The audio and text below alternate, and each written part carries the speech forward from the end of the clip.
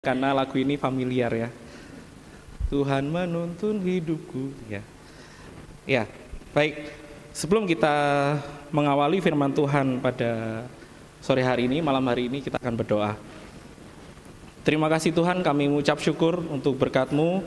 Terima kasih untuk setiap penyertaan-Mu dan juga kasih setia Tuhan dalam kehidupan kami, pemeliharaan Tuhan atas hidup kami. Tuhan akan terus berkati kami ucap syukur, dan saat ini kami boleh menyerahkan setiap pribadi kami untuk membaktikan diri di kebaktian sore hari ini. Tuhan berkati kami, dan kami saat ini juga membaktikan diri kami memberikan telinga kami, hati kami, pikiran kami, fokus akan kebenaran firman Tuhan. Tuhan berkati kami, pimpin kami sehingga firman-Mu ini dapat terus mendewasakan kami, menguatkan kami, menegur kami, mengingatkan kami untuk kami selalu hidup di dalam kehendak Tuhan. Terima kasih Bapa, sekali lagi kami mohon berkat-Mu dan Tuhan akan menguasai kami, Roh Kudus dalam diri kami akan menolong kami untuk kami boleh mengerti, dan juga hamba-Mu yang boleh menyampaikan kebenaran firman Tuhan ini dengan segala kekurangan yang ada. Tuhan akan tutup bungkus kami sehingga semuanya kuasa Roh Kudus saja yang menguasai kami, setiap pribadi dan juga ruangan ini. Terima kasih Bapa. Sekali lagi kami mohon penyertaan-Mu, dalam nama-Mu Tuhan Yesus kami berdoa. Amin. Baik Bapak Ibu Saudara, kita sudah melihat dan membaca firman Tuhan pada sore hari ini sesuai dengan tema yang sudah diberikan. Ayat temanya Kisah Para Rasul 2 ayat yang ke-42. Mereka bertekun dalam pengajaran rasul-rasul dan dalam persekutuan, dan mereka selalu berkumpul untuk memecahkan roti dan berdoa. Jadi ini yang seharusnya terjadi di dalam gereja. Ini yang terjadi seharusnya ada di dalam persekutuan orang percaya. Apa? Persekutuan, perkumpulan, ya, bersekutu. Jadi itu selalu. Jadi kalau di sini dikatakan bertekun, ya, bertekun, persekutuan, pengajaran, perjamuan, ya, perjamuan memecahkan roti. Artinya mengenang, selalu mengenang Kristus gitu ya, mengenang pengorbanan Kristus, dan juga berdoa. Jadi kalau salah satunya hilang ketika di dalam persekutuan, ya hati-hati. Apalagi ya pengajaran, terus ya udah enggak usah ada firman Tuhan, kita nyanyi-nyanyi saja, kita berdoa. Ya, artinya sudah hilang. Ya udah kita pengajaran saja, nggak usah ada nyanyi, langsung firman Tuhan. Ya, artinya juga hilang. Ya, maknanya juga sudah hilang. Makna persekutuan, makna gereja itu sendiri sudah hilang. Atau pengajaran kemudian firman Tuhan tanpa ada doa, ya, tanpa ada fokusnya kepada pengorbanan Kristus, maknanya juga sudah hilang. Maknanya juga sudah hilang. Nah, tetapi hari ini karena temanya adalah menikmati pengajaran firman Tuhan dalam gerejanya, otomatis kita ambil cukup satu, tapi nanti ada beberapa, ya. Kalau boleh dibilang khotbah kali ini adalah khotbah kontekstual. Kita belajar kontekstual karena ambil dari beberapa ayat yang berbeda-beda gitu ya, dijadikan dalam satu khotbah. Ya, pengajaran yang dimaksud dalam hal ini yaitu belajar firman Tuhan secara bersama-sama, sehingga jika yang satu tersesat atau yang satu keliru, maka yang lain dapat menariknya kembali. Fungsinya kalau belajar bersama-sama. Ya, kalau belajar dalam pengajaran firman Tuhan itu bersama-sama. Kalau cukup satu orang, ya ketika tersesat, ketika keliru, ya udah keliru selanjutnya, gitu ya. Tetapi kalau ada persekutuan di situ, salah satunya saya pernah mengalami ketika menyampaikan di PBI ada sedikit keliru. Saya mengakui kalau saya keliru. Saya tidak malu untuk mengakui kesalahan. Ketika waktu itu keliru, kemudian malamnya Pendeta Daniel Tatang mengingatkan saya, Mas, ini yang seperti ini. Waduh, saya merasa bersalah ya. Tapi puji Tuhan, karena saya senang ketika diingatkan kalau saya salah, diingatkan, oh ini berarti yang salah. Berarti saya perlu belajar lagi. Jadi seperti itu.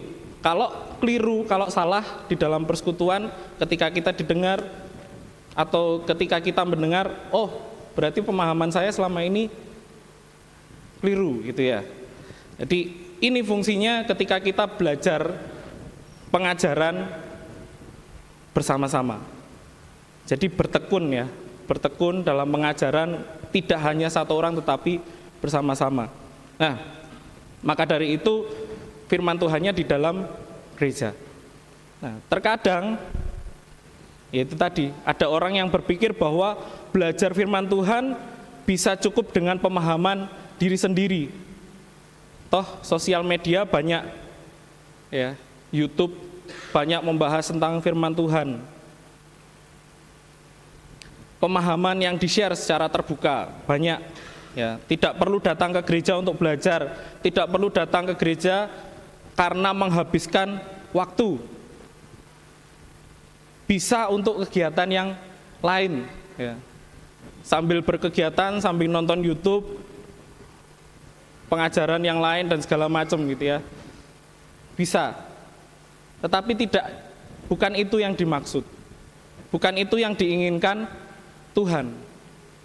Tuhan menginginkan kita datang bersekutu bersama-sama belajar firman Tuhan.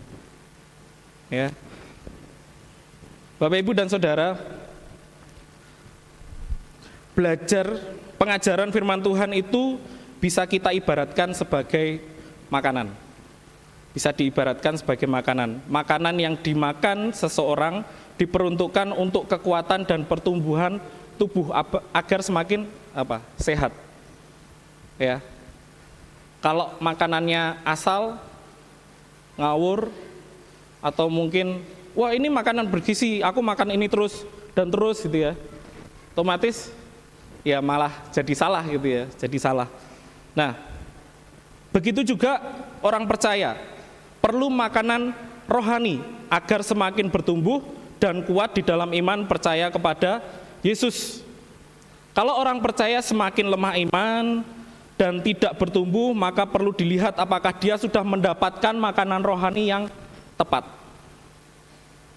Ini menjadi PR hamba-hamba Tuhan sebenarnya, termasuk saya. Apakah makanan rohani yang diberikan itu sudah tepat? Sudah tepat sesuai dengan takaran. Oh, jemaat ini perlunya takarannya segini. Oh, jemaat di sini perlunya takarannya segini. Itu sangat perlu menggunakan hikmat yang dari Tuhan. Hikmat yang dari Tuhan.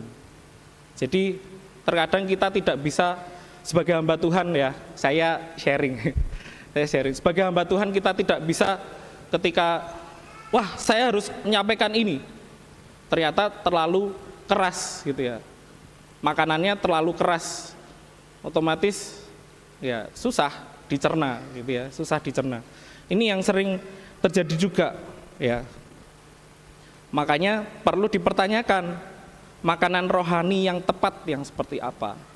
Kalau sampai orang percaya itu semakin lemah imannya ya, makanan rohaninya seperti apa gitu ya. Nah, dalam arti ketika menerima makanan rohani, apakah kita sebagai orang percaya akan semakin kuat, atau ketika menerima makanan rohani iman kita malah semakin lemah. Jadi sebenarnya itu bisa menjadi tolak ukur ya.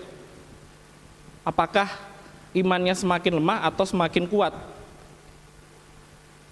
Kalau umpamanya nih, imannya semakin lemah, berarti kita harus berubah gitu ya.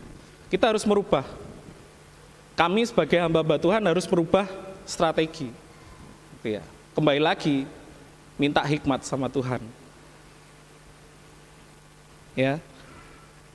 Makanan rohani yang tepat adalah ketika kita menerimanya, kita akan semakin bersemangat untuk mau belajar firman Tuhan, semakin bersemangat untuk memiliki keinginan yang besar untuk mengenal Kristus melalui makanan rohani.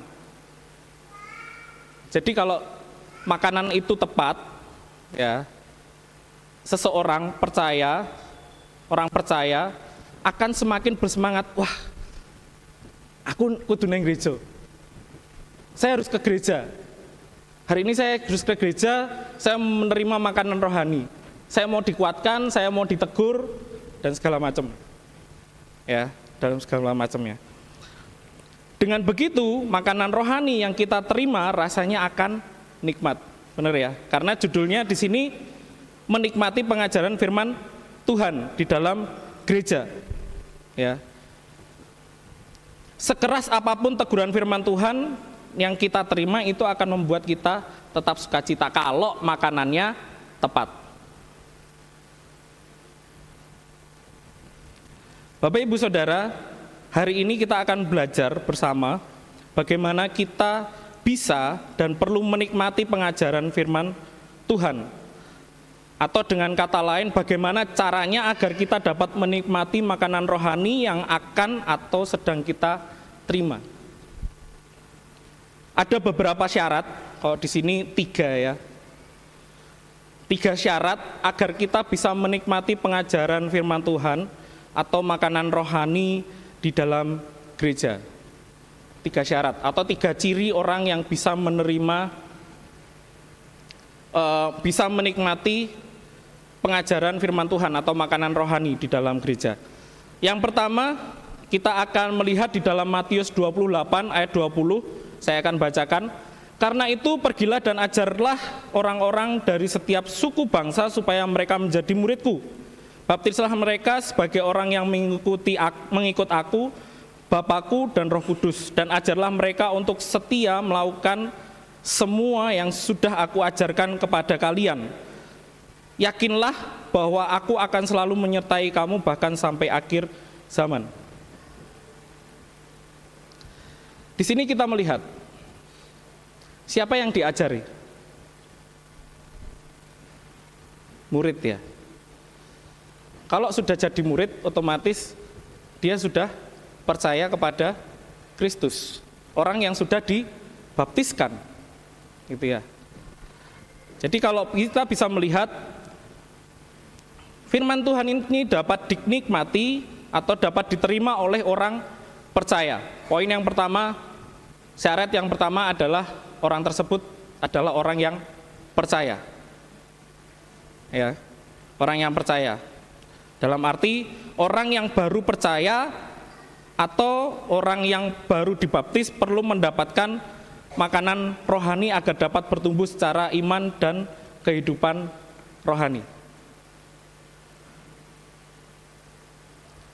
Orang yang baru percaya atau sudah dibaptis, baru dibaptis, jika tidak mendapatkan makanan rohani yang benar, akan sama seperti orang yang kelaparan atau kekurangan gizi. Ya, orang yang kurus kering gitu ya, sudah dibaptis tapi kok kehidupannya masih sama aja seperti itu ya. Itu sama juga dengan orang yang kekurangan gizi, kekurangan makanan, kelaparan. Nah, tapi banyak juga orang yang setelah dibaptis lalu tidak mau belajar firman Tuhan. Banyak. Sudah dibaptis, wah merasa sudah benar, wah aku sudah benar, kalaupun aku dosa aku tetap akan selamat. Iya, tetap akan selamat, tetapi kurus kering, tidak bertumbuh. Bahkan ketika ada di gereja, ketika kecewa terhadap satu dengan yang lain, kemudian wis ngene iki wong Kristen, padha ae. Mending aku enggak usah jadi orang Kristen. Bahaya. Ya. Bahaya. Jadi ketika setelah dibaptis, baru dibaptis, kita harus tetap mau belajar firman Tuhan. Maka dari itu ada kelas, sebelum dibaptis pun ada kelas ya. Ada kelas Tuhan. Tetapi tidak selesai di situ. Karena sampai selama hidup kita, mau dari awal dibaptis sampai kita mau meninggal, kita harus terus belajar dan kita terus belajar akan firman Tuhan. Nah, makanan rohani akan bisa dinikmati oleh orang-orang yang mau dan sudah percaya kepada Tuhan Yesus Kristus sebagai Tuhan dan Juru Selamat. Ini tadi ya, makanan rohani akan bisa dinikmati oleh orang-orang yang mau. Orang yang tidak mau percaya dan bukan orang percaya tidak akan bisa menikmati makanan rohani atau pengajaran firman Tuhan. Jadi kembali lagi, pengajaran firman Tuhan, pemahamannya akan mental kepada orang yang tidak mau percaya kepada Yesus sebagai Tuhan dan Juru Selamat. Salah satu contoh, pengajaran tentang perpuluhan. Bagaimana penghasilan diambil 1/10 dipersembahkan ke gereja. Ketika dapat 100.000 gitu ya. Zaman saya dulu kecil itu 10.000 udah banyak ya. 10.000. 1.000 persembahan bisa. Kemudian dapat 100.000. 10.000 bisa. 1 juta. 100.000 bisa. 10 juta mulai berat. Waduh, persembahan perpuluhan 1 juta ini.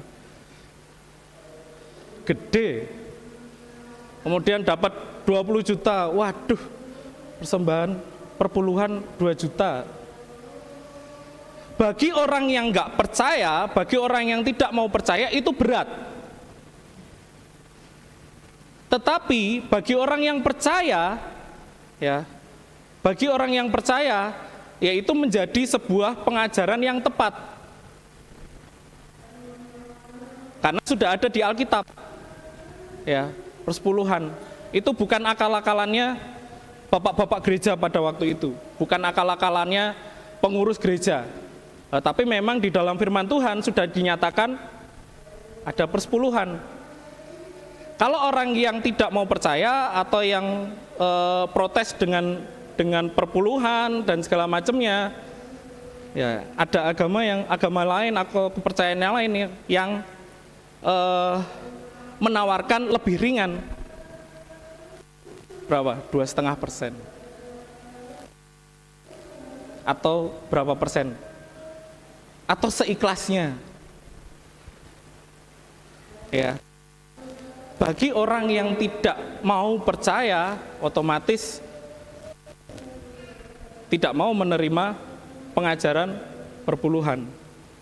Tidak mau menerima pengajaran-pengajaran yang sulit. Ya. Maka dari itu ini menjadi syarat mutlak agar makanan rohani atau firman Tuhan dapat dinikmati dengan benar, karena yang menerimanya adalah orang benar di mata Tuhan. Jadi orang yang menerima firman Tuhan, yang bisa menikmati firman Tuhan adalah orang yang percaya kepada Tuhan Yesus Kristus, orang yang sudah dibaptiskan, orang yang mau belajar. Yang kedua, di dalam Mazmur 42 ayat 2, seperti rusa yang merindukan sungai yang berair, demikianlah jiwaku merindukan Engkau ya Allah. Firman Tuhan dapat dinikmati, diterima oleh orang yang rindu atau haus akan Tuhan. Ini poin yang kedua. Pengajaran firman Tuhan itu adalah bagaimana kita sebagai orang percaya belajar untuk mengenal Allah, tahu apa yang menjadi kehendaknya atas diri dan hidup kita. Dan yang pasti, firman itu adalah Allah itu sendiri. Ketika kita memahami firman itu adalah Allah, kemudian kita tahu kita membutuhkan Allah, kita cinta karena Allah sudah menyelamatkan hidup kita, Tuhan Yesus telah menyelamatkan hidup kita, ya otomatis kita akan rindu akan firman Tuhan. Jadi ketika kita belajar firman Tuhan, itu artinya kita sedang berteologi. Theo itu Tuhan, logos itu firman, yang artinya belajar untuk mengenal Tuhan, belajar firman Tuhan. Ketika kita memiliki kerinduan kepada Tuhan, berarti kita mau menerima apapun pengajaran firman Tuhan ketika kita tahu bahwa semuanya itu baik untuk kita. Ya, saya mau bersaksi juga, dan ini mungkin juga sebagai ilustrasi ya. Akhir tahun kemarin Bu Vanessa itu mendorong saya untuk olahraga. Karena olahraganya futsal itu jarang-jarang, bisa seminggu sekali, 2 minggu sekali gitu ya. Terus dia tahu kalau saya enggak suka jogging, enggak suka jalan, enggak suka jogging, apalagi sepeda.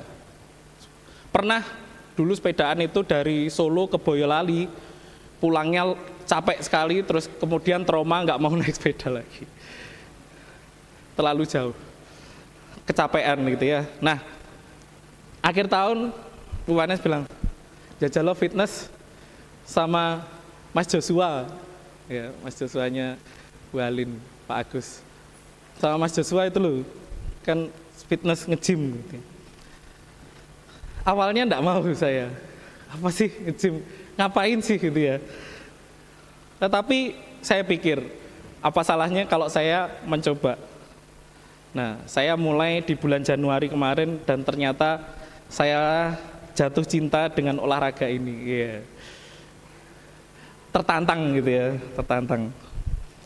Setiap hari saya merindukan untuk latihan, untuk olahraga, menggunakan ya alat-alat gitu ya. Tertantang untuk mengalahkan beratnya alat itu, bahkan kalau nggak berat itu jaremnya gitu ya, mengalahkan kekuatannya itu. Awalnya saya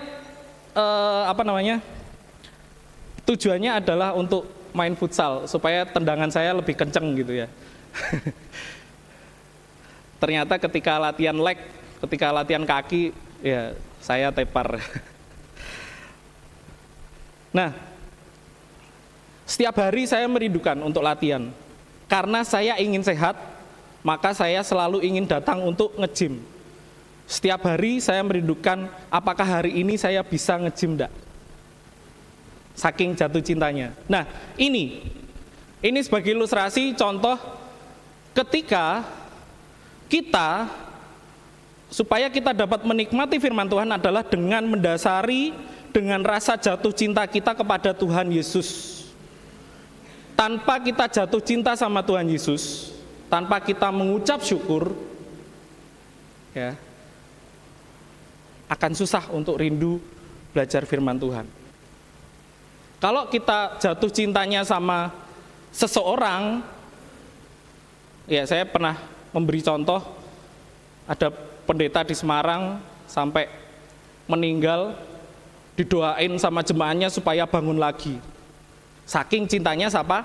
Satu orang itu. Tetapi enggak, ini jatuh cintanya sama Tuhan Yesus, sehingga kita akan selalu rindu untuk belajar firman Tuhan. Bukan rindu terhadap yang menyampaikan. Kembali lagi, fokusnya sama Tuhan Yesus. Jadi ketika kita jatuh cinta sama Tuhan Yesus, otomatis kita akan semakin ingin belajar Tuhan Yesus itu yang seperti apa sih? Maunya Tuhan Yesus sama saya itu apa? Jadi ini yang penting, bagaimana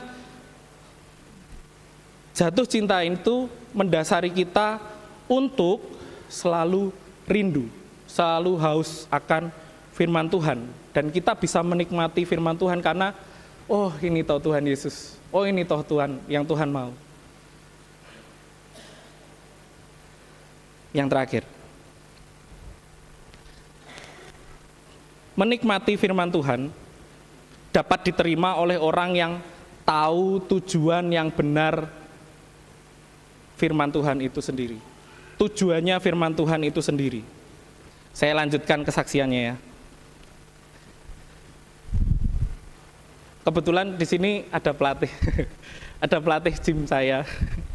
Ya, ketika Pak pelatih ini memberikan materi kepada saya, walaupun seberat apapun, sesakit apapun, atau pasca latihan juga sakit, jarum semua ya. Saya pernah, kalau mungkin Bapak Ibu sadar, teman-teman PKMP juga sempat sadar ketika saya naik turun tangga itu kesakitan. Sampai sedemikian rupa, sakitnya bisa 2-3 hari, bahkan seminggu. Itu jarumnya luar biasa. Tetapi apa? Sesakit apapun, kalau itu baik, kita pasti akan menikmati. Saya pertama kali nge-gym itu, ketika mandi untuk gini, waduh, sakitnya minta ampun. Karena kalau gym itu di ototnya dirobek-robek ya, dirobek-robek, terus kemudian dimasukin protein. Ya, jadi sesakit apapun itu diterima, dinikmati. Karena apa? Karena itu akan membuat saya sehat, karena itu akan bisa semakin membentuk tubuh saya menjadi baik gitu ya. Ya, tidak one pack lagi. Kalau sekarang masih one pack, Bapak Ibu. One pack. Bukan six pack, tapi one pack. Tetapi tujuannya yang pertama adalah sehat. Tujuan yang pertama adalah sehat.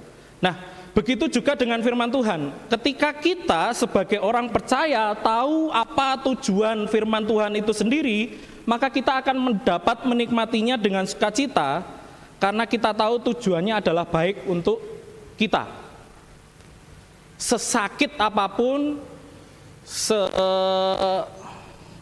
apapun, tetapi kalau kita tahu, oh itu baik buat saya, kita akan menikmati itu. Ya, kita akan menikmati. Seperti di dalam 2 Timotius 3 ayat 16. Segala tulisan yang diilhamkan Allah memang bermanfaat untuk mengajar, untuk menyatakan kesalahan, untuk memperbaiki kelakuan, dan untuk mendidik orang dalam kebenaran.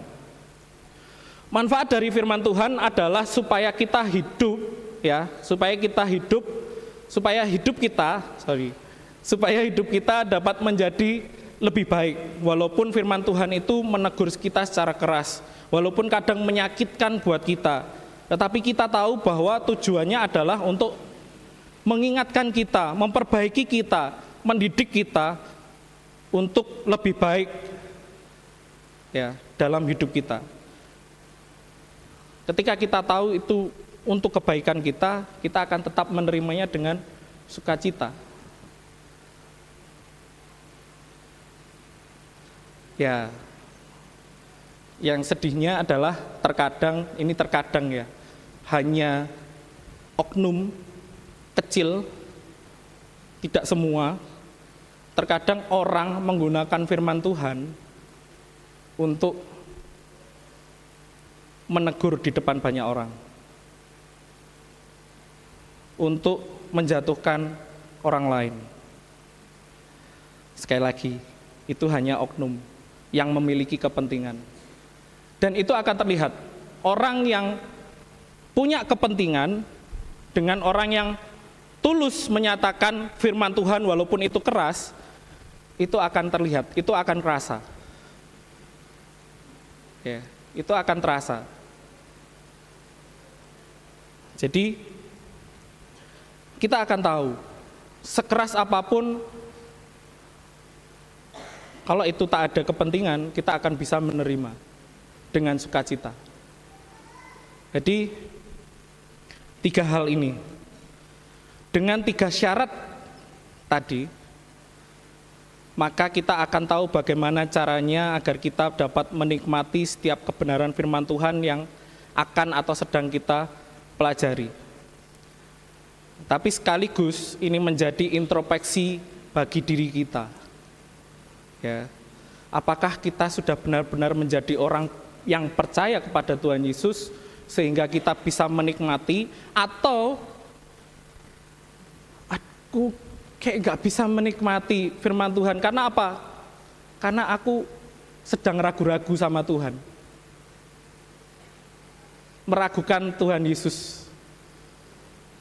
Ya, ini sebagai introspeksi. Karena saya juga pernah mengalami hal seperti itu. Di masa kuliah itu,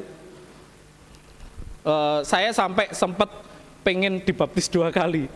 Karena ketika di tengah-tengah iman itu turun, meragukan. Otomatis firman Tuhan yang masuk itu tidak bisa dinikmati. Kita introspeksi di situ. Ketika kita tidak bisa menikmati firman Tuhan, apakah aku sudah benar-benar percaya atau belum?